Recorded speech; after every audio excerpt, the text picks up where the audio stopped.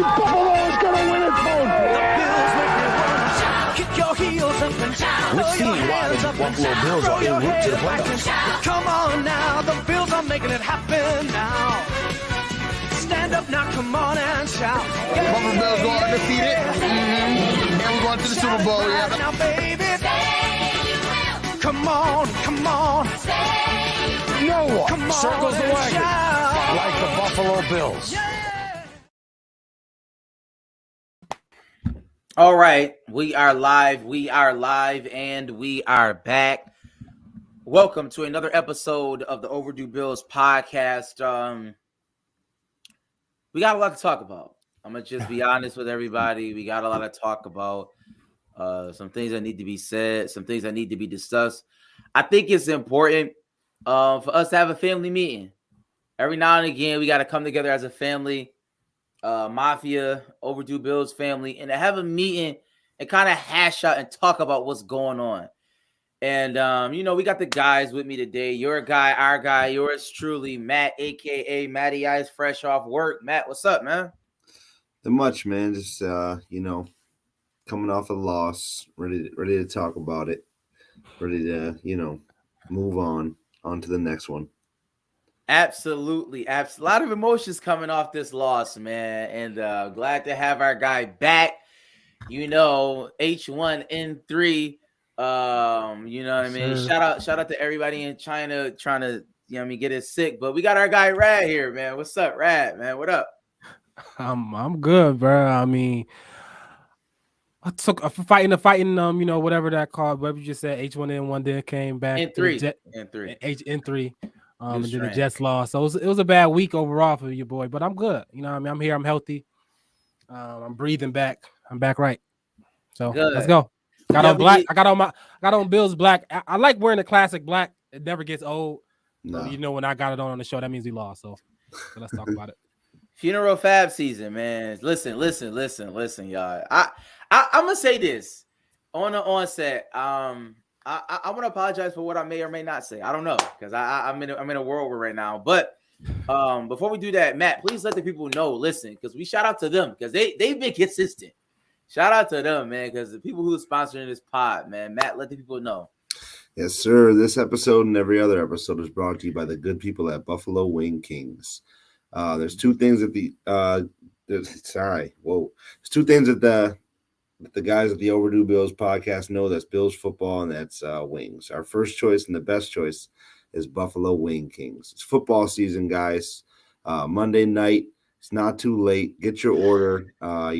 Go see our guys on Monday Night Football. Hit them up for the game on Sundays, or just any times you need some wings. Buffalo Wing Kings. Stop down and see them at 484 Elmwood Avenue, or give them a call at 716-248-1427. Find out why they say, and we know, they got the best wings in town, hands down. Make sure you mention our name, the Overdue Bills podcast. Get 10% off your order. Yes, sir. Absolutely. Shout out to Buffalo Wing Kings. The vibes. Definitely appreciate them. And I will say a little bit of housekeeping if I can. Shout out to Buffalo fan base and 26 shirts. We actually go support that. Please go be on the lookout for that. And also OverdueBillsPod.com. OverdueBillsPod.com. That's where you can find all Overdue Bills content, all Overdue Bills merch, all those things, man. So please go on the website and like, share, rate, and review. Hit that subscribe button. Please do all of those amazing things because we need you. We can't make it without you. We love you. We thank you for the support. And with that being said, quick question of the day. I wanted to ask this. And I want to ask everybody in the comments as well. Who is the most important player for the Buffalo Bills? This season, who is the most important player you think for the Buffalo Bills? And I'm going to just throw that at you. I'm not going to give you any caveats. Who is the most important player? Matt. It's really inevitable. It's Josh Allen. He runs our whole offense. He's a different level player. When he's on his game, he's arguably the best player in the NFL. So, having him on our offense and him clicking on all cylinders, definitely Josh Allen. Okay, I got Josh Allen. I see some Allens in the comment. I don't know what Mills is talking about, but Rad, I don't Mills. Shout out to Mills, on the pod as well. Our guy Mills, is that somebody? Is that a different person? Are you naming somebody else on the team that we don't know about? You got to help us out, Mills. But Rad, who is the most important player on the Buffalo Bills? The most important. I mean, Matt said Josh. Obviously, you know how I feel about Josh Allen. I think Josh Allen. We go as Josh go. But right now, man, is looking like somebody from the defense is looking like I don't know who is the most important player. When Poyer don't play, we lose. Wow. When Poyer don't play, we lose. We got Jaquan Johnson out there. Shout out to Jaquan Johnson, friend of the show. We love you. Come back. Talk to about boys. We're gonna see.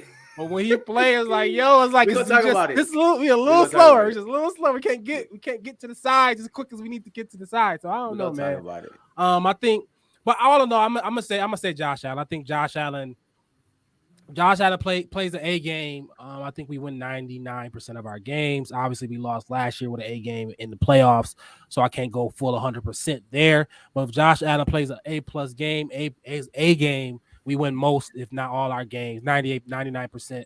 So I got to go Josh Allen on that one. Okay. The reason why I asked that question, because obviously I believe it is Josh Allen as well. Obviously, we do think other players are important, but like Josh Allen, he is the most important player on the Buffalo Bills. So I wanted it to be consistent. I see some Diggs out there. I see some Milanos. But I wanted to talk about that because, number one, we have to get into the Bills on the move segment. We do need to talk about the injury report because that is very, very, very, very, very important, right? Josh Allen has some type of owner issue with a ligament in his elbow. They say it may be connected to some nerves or things of that nature. I'm not a doctor. I said that in our group chat, but it does not sound good. It doesn't necessarily sound good. Sean McDermott said that, we'll find out more tomorrow, Tuesday. Sources have been telling me that I'm not going to say that it's not looking good, but it is very, very, very bothersome. And I have talked to a couple of doctors that I know down through the years. I have talked to a couple of specialists, and what I'm hearing, I'm just telling you what I'm hearing, that this specific ligament is tied to throwing. I am hearing that. Listen, I've talked to a couple of doctors. I can confirm. I can. Listen, I've talked to a couple of doctors. The particular ligament in question. I'm giving it a stat. Shout out attached to my guy. To the arm that he throws shout with. Shout out to my guy Danny Bax. I went to conditions with him. He's a dermatologist, but his brother is actually his brother. Listen, I'm keeping it 1,000, y'all. I gotta know this stuff. I got in contact with his brother. Now his brother deals with ligaments and things of that nature. What I am hearing is that it is connected to throwing. Listen. I'm just delivering the information, everybody. I think every ligament in your elbow is connected to throwing. What I mean by that is, if this ligament is torn, the throwing motion is affected at a higher level. Some ligaments you could. I'm just being honest. I'm not a doctor, Rad. I'm not a doctor. I talked to one. Sources have said that. The dermatologist. No. Shout out to Danny Back. He's a dermatologist. His brother is like, his brother. Shout out to the Bax family. If y'all know him, y'all know the vibe. But anyways, so that Trey White, we don't know. Sean McDermott says it's up in the air on that. Hopefully Milano is coming back. So on and so forth. We have some people out, but let's get into the nitty gritty because I wanted to get to the Bills versus Jets preview. We just gonna dive right into the game, y'all. I want everybody to like and share. I gotta ask this question.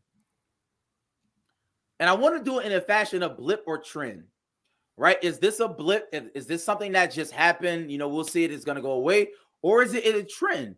And we're going to go right to Josh Allen. We got to talk about it. We got to have a family meeting about Josh Allen. Some people have likened Josh Allen to a Ryan Fitzpatrick, right? Had a couple good games, got the bag, and he's not as good as he says he is. All I will say is if you look at Josh Allen in a lot of the close games that we've had, Josh Allen has come up short. It's just a fact. I'm not saying that Josh Allen's bad. I'm just speaking straight facts. So I want to ask Matt and everybody in the comments, is Josh Allen playing at a high level of blip or a trend? Like, what is going on with our number one quarterback? We're flustered. We don't know. What do you have to say about that, Matt? Yeah, I mean, at the end of the day, I think he'll still be able to pull it together and play at a high level consistently throughout the rest of the season. Obviously the elbow. I got to get with your sources and see what's going on with his elbow. But I think I don't think it's just a blip. I think it's definitely going to be a trend going forward.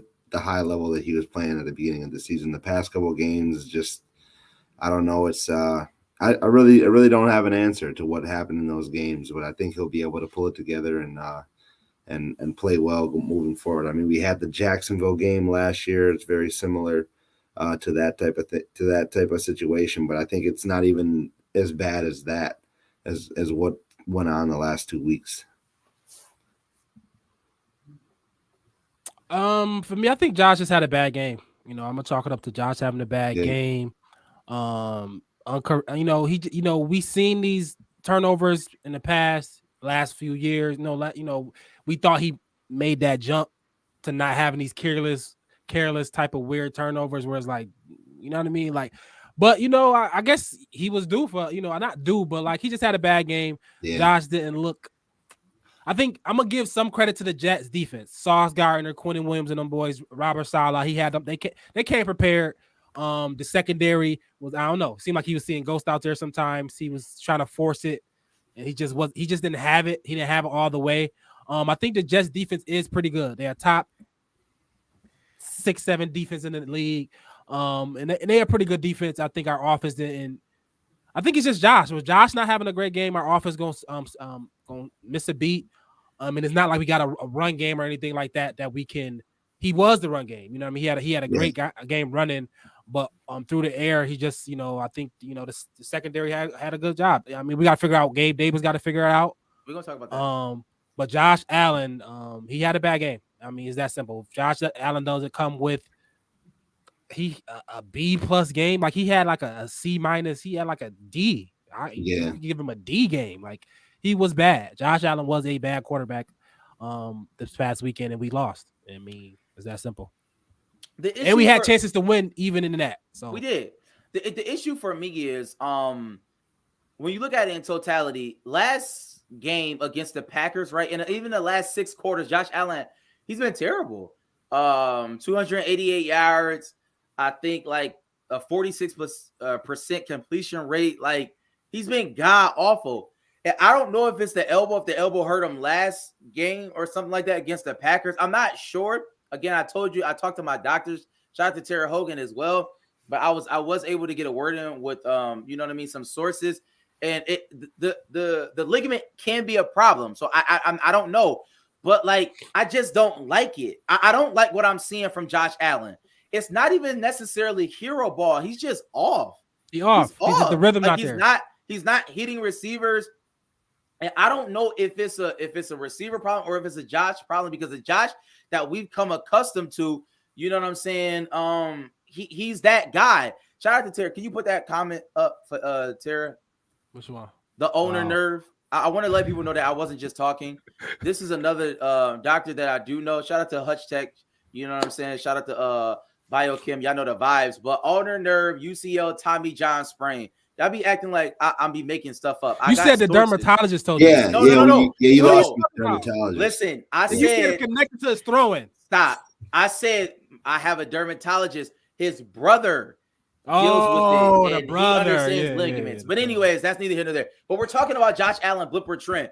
I'm just asking, and I want to ask everybody out in the comments, can it be possible that Josh Allen lied to us? That he's not who he says he is? I just want to know that. Matt, is it possible? Is it? No, I don't think it's possible. No, just his competitive nature.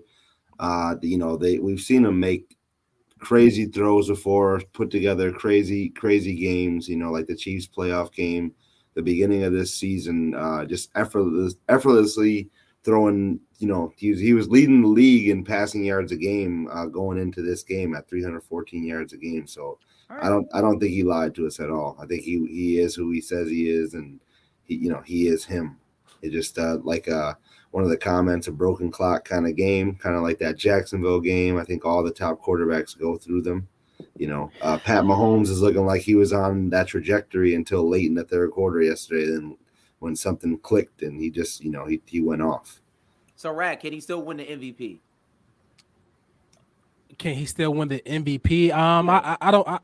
It's possible, yes, but you got Jalen Hurts out there. They undefeated still. He was the front runner to win MVP. That's what I'm asking. I said yes. Can he still? Yeah, he can still win it. But right now, he's not the leader in the clubhouse anymore. I think Jalen Hurts is clearly the leader in the clubhouse. You can throw some votes to Geno Smith, even maybe. I mean, like it's other people that because we were supposed to be the big bad team that come knock, and we 0-2 in the division. We lost. It just lost to Miami. So right now, I have to say no to that. I think Jalen Hurts is the leader in the clubhouse as far as MVP. Okay, so we all agree as a family that Josh Allen is okay. Obviously, besides the injury, hopefully he is okay with that. But for what it stands right now, it was a blip. He had a couple bad quarters, and Josh Allen will be Josh Allen again. All right, I'm cool with that. But I want to kind of go through the list because I want to see who are we to blame, because obviously the team is not playing well. So I'm going to ask about play calling, right? We've had a lot of talk about the play calling in weeks previous, right? We've given a lot of praise to our offensive coordinator, right? We touted him, even Leslie Frazier, him having a great defense. So I'm going to go to you, Matt, and everybody in the comments. Do you think that the play call, is it a blip or trend that the play calling was good? You know what I'm saying? In the beginning, was that just a blip? You know what I mean? It happened. And now the trend is that we're not as good, or he's not as good. Ken Dorsey is not as good as we think he is. Or it was just like the players wasn't executing the plays that he was calling. How do you feel about that, Matt? Yeah, I'm gonna go with the lack of execution. I mean, the first play of the game, you drew up, that bomb to Steph, and it looked like we were just gonna come out the gate, gonna score pretty easy, and then Josh makes a bonehead play in the red zone and throws it right into that zone coverage that I don't know who he was throwing it to. It looked like he was just looking right at him and just tossed it right in his chest. He was in Wyoming. Yeah, so no, I don't think there's really an issue with the play calling. It's just guys not executing. Gabe Davis dropping some passes. Josh having some miscommunication with guys. It seemed like all day long. So I'm gonna go with just lack of execution. Are you okay with the play calling? Definitely. Right. No, I'm saying I'm okay with the play call. I think this is definitely on Josh. Okay. It reminds me, like, you ever been on a 2-man with somebody and it's like, bro, why? Because it's Walla. Like the 2-man, we gonna find, we good. We got it. We gonna just drive it home. Yeah. And your man's just wilding out here, like, yo, bro, you're wilding, bro. Like, we're good. You know what I mean? Yeah. Like, he just like, yo, he just blows it up for you. It's like, yo, we're not, you know what I mean? So that's what Josh Allen was the man on the 2-man who was just bugging out. We still had a chance to close at the end, but he started bugging out again, and then it was just like, all right, it was too far gone. It's too far gone to get it back. I did what I can do. It is what it is. So Josh Allen, he was just wilding. So I think coming back, we're gonna figure it out. We're gonna be good, and we're gonna close the deal next time. So I think we'll be fine. I'll say that I don't think it's necessarily a play call. I didn't like everything, but I just think even some of the plays that Ken Dorsey is calling, like our line, in some instances are not just holding up. I didn't really necessarily bring up this person, but I talked about Deion Dawkins, and I've been talking about him. And this is a public service announcement to Deion Dawkins. I really don't want to see you on Instagram anymore. I'm gonna be honest. I just don't. Like, I fundamentally do not want to see Deion. I don't want to see him on Instagram until he cleans up everything. And he wasn't bad yesterday, but it's just like you can't do certain things in certain moments, bro. And I don't care what nobody say. People can say, oh my God, it's not Instagram, but I know what Instagram can do to you. You know what I'm saying? It can just take your mind off a split second, and all of a sudden you got a bad penalty here. You got a misstep here because you playing all the time. Stop playing. He's a big kid. He's a big kid. He's a big kid. He got to mature. We're trying to win a Super Bowl, my G. Like, I don't mind you get on Instagram, but get on Instagram when you top 5 at the position. That's it. And Matt did give some great stats last week. So I'm not going to say that Deion Dawkins is a total dud, but he sets the tone for our team. And that goes down the list. Bates, Morris, the whole 9, Questenberg, he has to play well so everybody can play well. So I'm not going to give it the play calling, but I do want to ask everybody, is our run defense a problem? Like we're talking about blank because like obviously the Packers game they had 1 billion yards. Yesterday, clearly they ran the ball, which like they like. Yeah, like, but I you know mean, what yes, like, I think it's. I'm not gonna say it's a problem, but our 2 best tacklers was not on the field. Matt Milano and Jordan Powers are 1 and 2 in tackling. So we're blaming injury, and I think Edmonds is 3. I'm not gonna say distant 3, but he's 3rd clearly in that pecking order. Okay. And Jaquan Johnson, he was a little too slow. He was a little too slow, a little too short, a little late on the reads, and he was not sideline to sideline like a Jordan Poyer would be. Matt Milano would be. So good. It is what it is. I'm not blaming it on injuries, but the players that was there, and you know, we were saying Matt been coming on and said Matt Milano is the defensive player of the year for the last 4 weeks. To not have a defensive player of the year, to not have our defensive player of the year, and Poyer, who clearly is a ball hawk, was on pace for 15 interceptions before he went down. Like, to not have those guys, our best tacklers, when we play a majority of nickel set, when we got Teron Johnson in on the field most of the time, we're not really going to a third linebacker. We're gonna have that nickel guy there most of the time. We need Milano and Poyer to shore up that back end in those tackles that, you know, help our run defense that we didn't have. So I Matt, think mainly because of those 2 key pieces missing. Matt, in that situation, do you think Leslie Frazier should have changed the defense? Like, because obviously we did not have the personnel in order to do that. Like, shout out to Hamlin, shout out to Jaquan Johnson. They just weren't, like, every time they just wasn't big enough. Like, they couldn't do it. They couldn't make those tackles. I gotta give you some pushback on DeMar Hamlin. I think he doesn't miss a beat in that you know position in the run stopping game. He takes bad angles, bro. He takes bad angles. I don't know, man. It seemed like every tackle, every open field tackle, every play, you know, that could have easily turned into a touchdown. DeMar Hamlin made the play yesterday. I'm not saying he didn't make plays. I'm just saying, like, on a lot of the runs, he took a lot of bad angles. And I only say that because I was a defensive back. I understand that. So like I just seen him in that like you could tell certain angles he took. It wasn't doing that for us. But I thought he was out of position anyway. He kept coming down in the box. I didn't understand that. Why is he coming down in the box? That's like it was because we didn't trust Zach Wilson throwing the ball. Yeah. Obviously, they want to run a ball with Michael Carter and James Robinson. And Zach Wilson, we're not scared of Zach Wilson. You know what I'm saying? Yeah. He made some key. Nobody is. He made some key plays. He attacked a rookie at Elam a couple times in key moments. Besides that, we're not afraid of Zach Wilson, the thrower. So y'all didn't have a problem with the defense as a whole. So I did just, you know, the missed tackling, you know, the guy, like, you know, and then another key person in the run, you know, Greg Rousseau, he went out with a high ankle sprain, right? Yeah, week to week. That's a big loss if he's out for any extended time, because guys were getting home, they just weren't finishing the plays. They weren't making the tackles that we needed to make, and that was the difference. Because you look at the time of possession, they had the ball for like 33 minutes. As it looked balanced, if you look at the stat sheet, but they, you know, at one point in the third quarter, they had the ball for 9 minutes, and Josh couldn't get back on the field, and that's a big difference in the game. And it seemed like they were gashing us and we just they could. And then it's like the issue for me is that, yes, I think we had backups in sometimes. We had backups in, you know, our starters wasn't there, but, you know, it was Michael Carter. You know what I'm saying? I'm not saying he's a bad running back, but he's not Breece Hall. He's not none of these studs. No, we should have won the game. Yeah. Yeah, it's like it's Michael Carter. He's the third down back. We should tackle him. We should be in position to tackle him. Jaquan Johnson, you got to beat him to the edge and you got to get him down. We should tackle Michael Carter. Yeah. I guess fundamentally for me, the whole issue with me was, even if we're supposed to be this great team, and granted, Josh Allen is a huge importance to our team, so is Milano, so is Poyer, so on and so forth. But if we're that good, then we should be able to still win a game that Josh Allen is not playing his best at. That was my whole thing. Like, watching the game, it was like I still felt comfortable. It was like, if we're that good, if we're a Super Bowl team, then Super Bowl teams win games when their quarterback doesn't play well. I've seen it happen time and time again.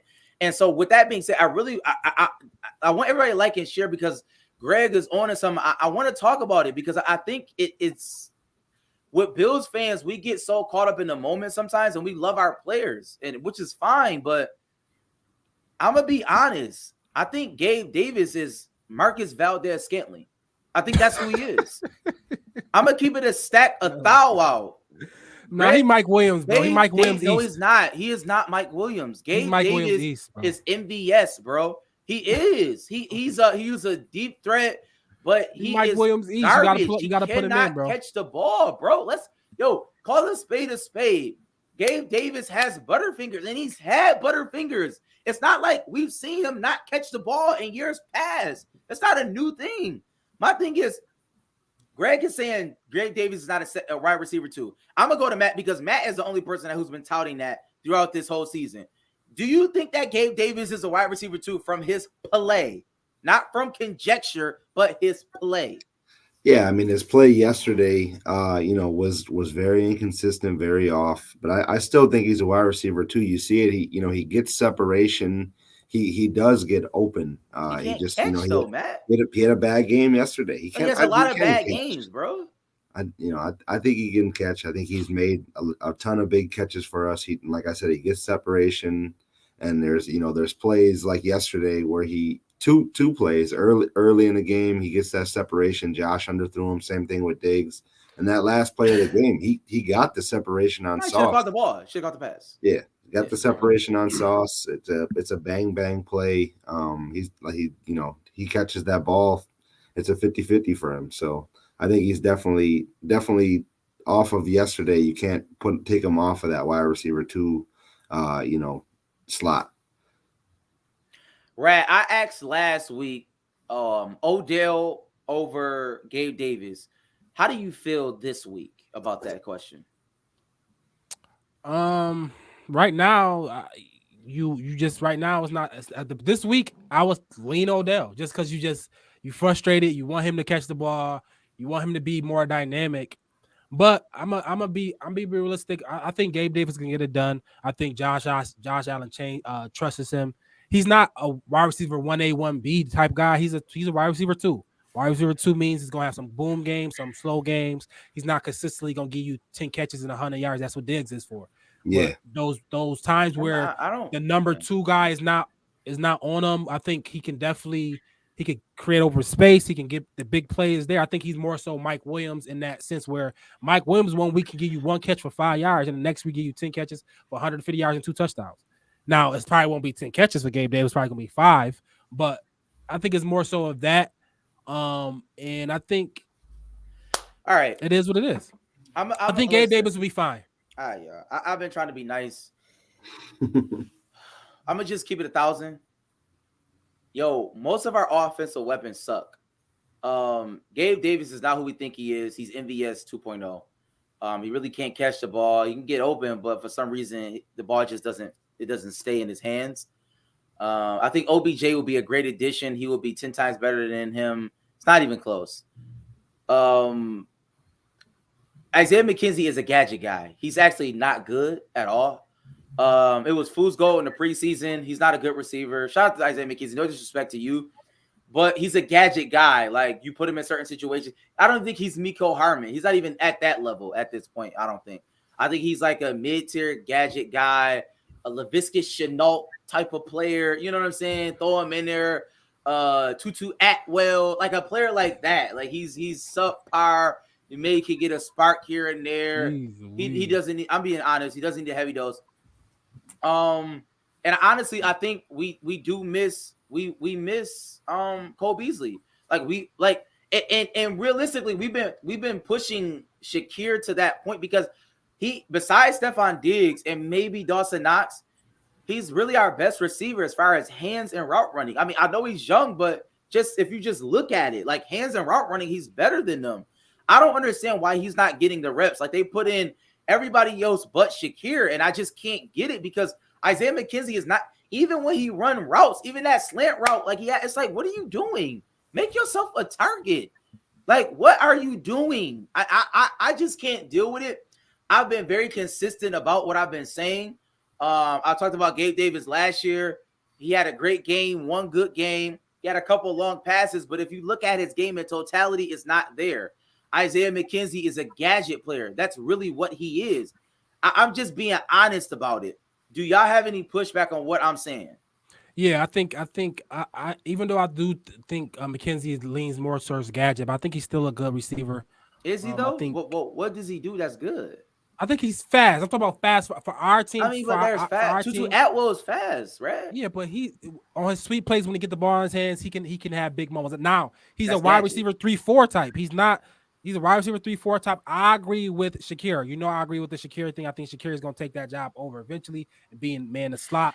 And I think he should do that. I think he's like you said, one of our best receiver, pure just receiver catching threats. And I think we'll be fine. I think Josh Allen had a bad game. Josh Allen missed people. Josh Allen threw turnovers over and in the red zone. You can't have that, bro. You cannot have that. And then we was positioned to still win the game. Josh Allen got to have a better game. He had a D game, bro. Your quarterback having a D game is not good. We only gave up 20 points. Like you having a D game, bro. You got to score points. You got to put up points. In this NFL, you got to put up points. Josh Allen did not do that. The play call and everything got us in position to do that. Josh Allen came up short. He had a D game.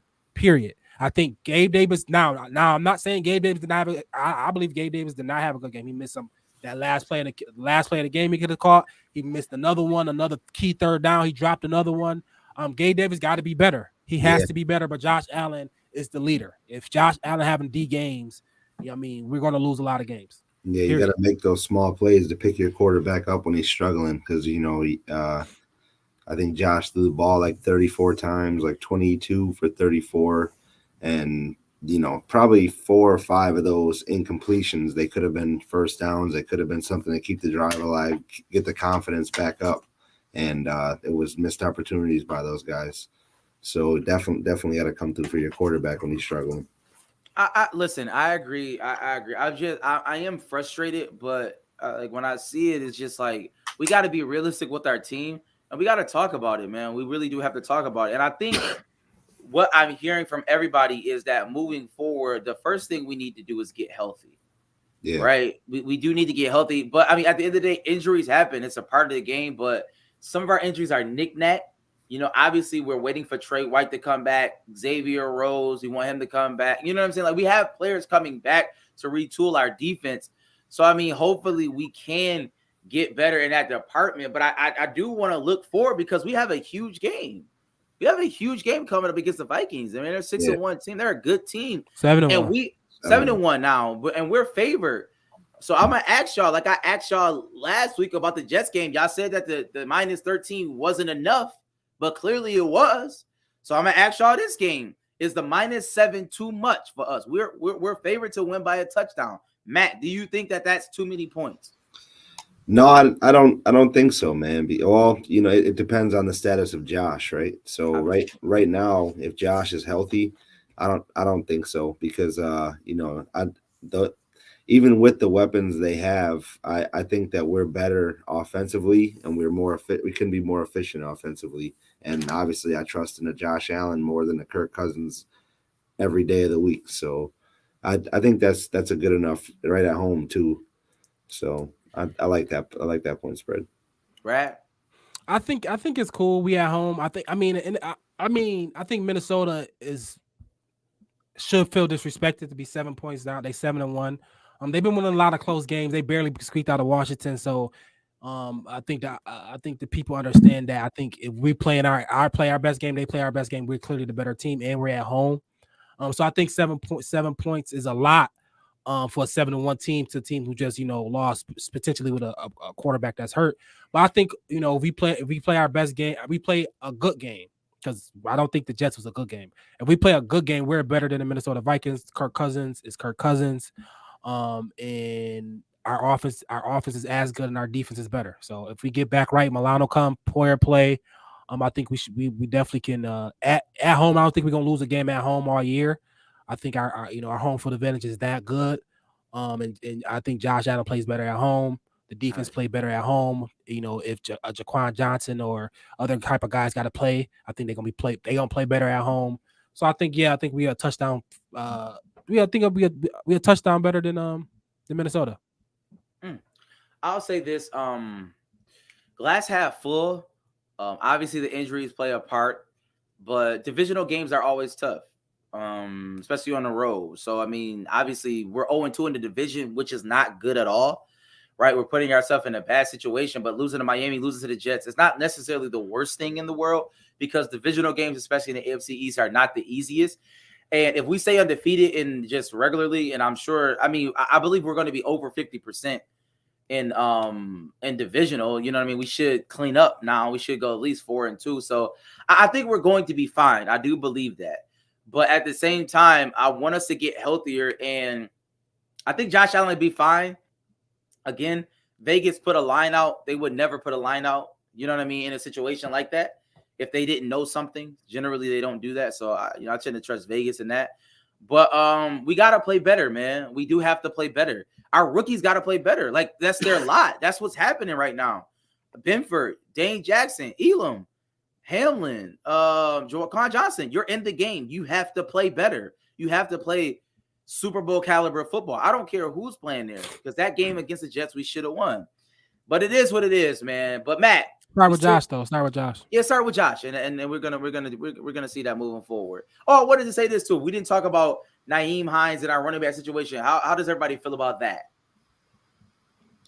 I actually liked how we played Cook more, like this game. Okay. I like when he got on the game, he looked like a man. I was like, that extra little pop, the extra little thing out the backfield we need. I think getting him the ball, you feel like, oh, he can pop it on. You know what I mean? Don't get me wrong, Singletary do be popping it, but you just like you wait for him to get caught almost. With Cook, you think like, oh, he can, if he get loose, he gonna get loose on you. So I'm not mad at it. I knew Nyheim's probably gonna take some of that role from him. But I like seeing the rookie back there. He quick, he fast, he's shifty. I think if we get him going, that's definitely a piece we can have down the road. Okay, I like Cook too. Did you like Cook, Matt? Yeah, I like him in the pass game. And like Rad said, it does look like he's got that extra gear where it looks like he can pop one. He turned into like when we get the ball in his hand, he belong there. I like him. And that one last tackle, that shoelace tackle, is like, damn, he really could have broke that one. Yeah. We need that. We need that. We need those type of plays on our team. But listen, shout out to everybody in the comments, man. I know a few people just came on. A lot of things were said in this show today. We had a family meeting. Some people said that Josh Allen may have been Ryan Fitzpatrick 2.0. Some people have said that Gabe Davis was Marcus Valdez-Scantling 2.0. I don't know what's going on, but I guess the main tenor of the show was injuries happen, and we're gonna get back on our steez. So hopefully everybody gets better. But Matt, I know we had a contest. We still had a contest. So what's up, man? Let us know who won, man. Mills had to pay last week. Mills had to pay last week. He was safe this week because we didn't have anybody picking the Jets to win. So we'll go. Mills, you're safe this week. That's all right. Save it up for next week. But we had so since nobody picked the Jets to win, we did have our winner. We had surprisingly a couple people had Stephon Diggs' catches right on the money. So that's why we do a secondary tiebreaker. Stephon Diggs ended with 5 catches for 95 yards, I believe.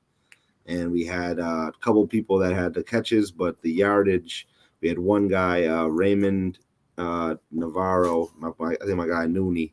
He was 2 yards away, so he was the winner this week. Shout out to my guy Nooney.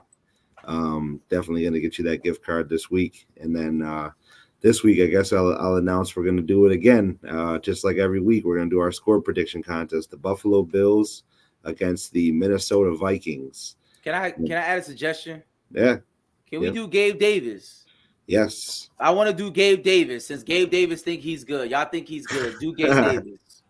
Yeah, so we're going to – all right. So start Gabe Davis in your leagues, man. This is the game. Yep, preach is spoken. Preach is set. This is the Gabe Davis game right here. Hit the overs on Gabe. Yep. So we're gonna have our score prediction contest. Predict the score between the Buffalo Bills and the Minnesota Vikings this week. And as a tiebreaker, we're gonna do Gabe Davis's catches and yardage. So the winner of that gets a $30 gift card, brought to you guys by our lovely sponsor, Buffalo Wing Kings. So definitely get in that. We're gonna close the contest at 12:45 on Sunday. And Mills with the nonsense comment. What if he goes 0 for 0? Guess it. If you guess it, you win. Yeah, exactly. Gabe Davis 1-12. You can win your own double up. Shout out to everybody, man. Shout out to definitely Wing Kings. Raw revenge game, like you right, Raw Terror revenge game for Diggs. Please, absolutely, definitely revenge game. I like that.